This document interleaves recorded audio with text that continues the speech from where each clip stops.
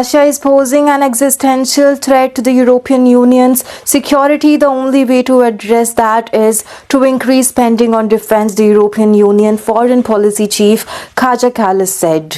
While warning of a possible attack by Russia in the coming years, Kallas added that the European Union had for too long offered Russia alternatives.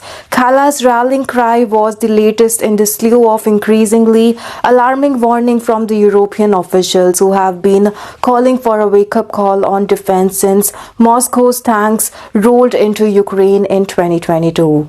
Many of our national intelligence agencies are giving us the information that Russia could test European Union's readiness to defend itself in 3 to 5 years, she said, addressing the annual conference of the European Defense Agency in Brussels on Wednesday.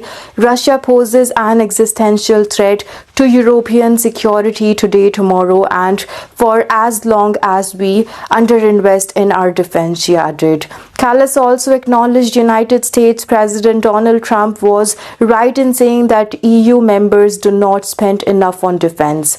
Earlier this month, Trump said NATO members would spend 5% of gross domestic product on defense, an increase from the current 2% goal and a level of no NATO country, including the United States, currently reaches. The EU message to the US is clear. We must do more on our defense and shoulder a fair share of responsibility for Europe's security, Kallas said.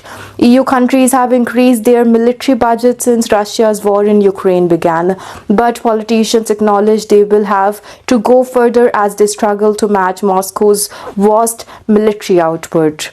Last month, NATO chief Mark Rutte said Europe must do the turbocharged defense spending and production if it is to deter Russia from launching a bigger war in the future. Time is not on Russia's side, but it's not necessarily on ours either.